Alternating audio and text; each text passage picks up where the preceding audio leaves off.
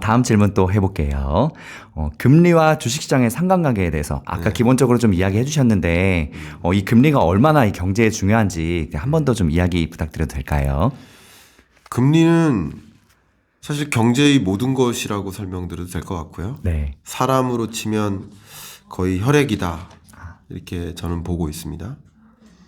그 금리가 어떻게 되는지에 따라서 돈의 이동이 시작되는 거거든요. 그러니까 금리 여러분들이 판단하실 때 가장 예측하기 좋은 게 기준금리예요. 맞습니다. 왜냐하면 가이던스를 주니까. 투자에 대해서 잘 몰라도 금리의 흐름만 파악하면 어느 정도는 알 수 있겠더라고요. 그렇죠. 네. 다만 이제 주식시장 같은 경우는 금리든 경기든 그것에 선행하는 것이니까 그 시장의 특성만 이해하신다면, 또 부동산 시장 같은 경우는 금리에 후행하니까, 경기에 후행하니까 후행지표라는 것만 규명을 해 놓으신다면 이 금리와 주식시장의 상관관계 혹은 부동산 시장과의 상관관계, 그걸 좀 파악하실 수 있고, 금리의 뭐 상하방 방향성, 그것만 포착을 충분히 하실 수 있기 때문에 여러분들이 좀 잃지 않는 투자를 하시는데 좀 도움이 되지 않을까 생각이 됩니다. 기본적으로 금리라는 단어는 돈의 가치죠. 그러면 금리가 떨어진다. 그 얘기는 돈의 가치가 떨어진다는 얘기죠. 그럼 상대적으로 자산을 많이 보유하는 게 유리한 거죠. 근데 돈의 가치가 올라간다. 금리가 올라간다. 돈의 가치가 이렇게 급격하게 올라간다. 그때는 상대적으로 자산 가치가 급격히 떨어진다라는 것을 설명해 줘요. 잘 생각해 보시면 모든 자산의 가치가, 심지어 물건도 마찬가지예요. 그 자산의 가치가 그 본연의 가치 자체가 움직이는 게 아닐 수도 있어요.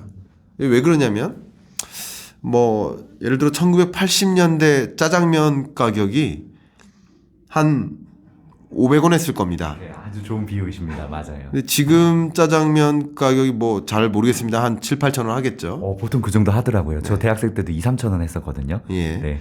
그러면 이 짜장면 가격이 10배 이상 올랐단 말이에요. 그렇죠.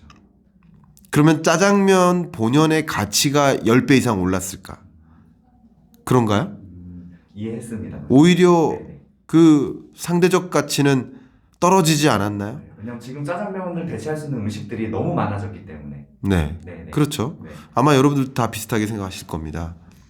그러니까 짜장면 본연의 가치는 떨어졌는데 왜 가격은 올랐을까? 그런 생각을 해보면 그 수십 년 동안 돈의 가치가 현격한 속도로 떨어졌던 거예요. 쉽게 말하면 그때의 500원과 지금의 500원은 가치가 다르다는 거죠. 돈의 가치인 거예요. 돈의 가치.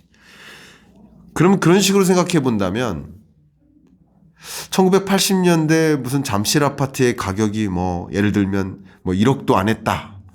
근데 지금 20억이다. 그렇죠. 그럼 집값이 20배 올랐다. 그럼 정말 집의 본연의 가치가 20배 올랐을까? 그거 아니라고 생각도 해요. 네, 맞습니다. 돈의 가치가 떨어졌기 때문에 그렇죠. 그때의 1억과 지금의 20억이 같은 거죠. 어떻게 보면. 그렇죠. 결국 이 자산 가치나 모든 어떤 물건의 가치, 이런 것을 생각해 볼 때도 돈의 가치와 연동해서 생각해 볼 필요가 있을 것 같아요.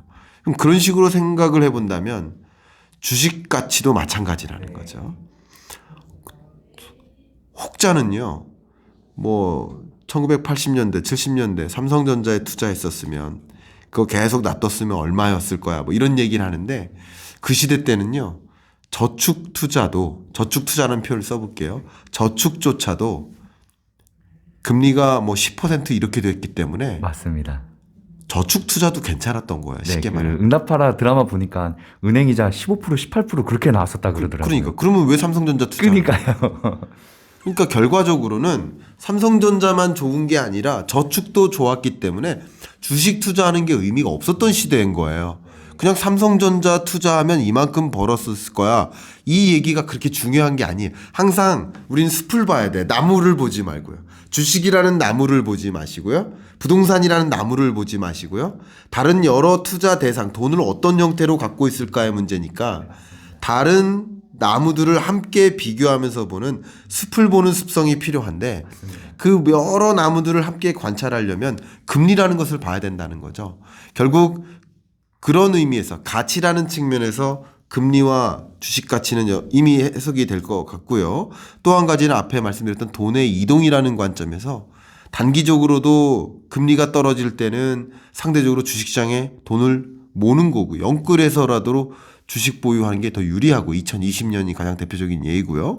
2022년처럼 금리가 가파르게 올라갈 때는 은행에 돈을 넣고 싶은 거죠. 그럼 주식시장에 돈을 넣고 있을 필요가 없는 거죠. 상대적으로 또 영끌이라는 관점에 생각해봐도 돈을 빌릴 만큼의 여력이 안 돼요.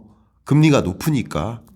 그러면 5%로 금리를 예를 들어 대출 금리를 5%로 대출을 받아가지고 500만 원 소액 대출 같은 경우는 대출 금리가 지금 7%인데 7%로 소액 대출 받아가지고 5% 주식 투자해서 5% 벌면 5% 번 겁니까? 2% 포인트를 잃은 겁니까? 당연히 영끌해서 주식 투자하지도 않는 거예요. 그런 관점에서는.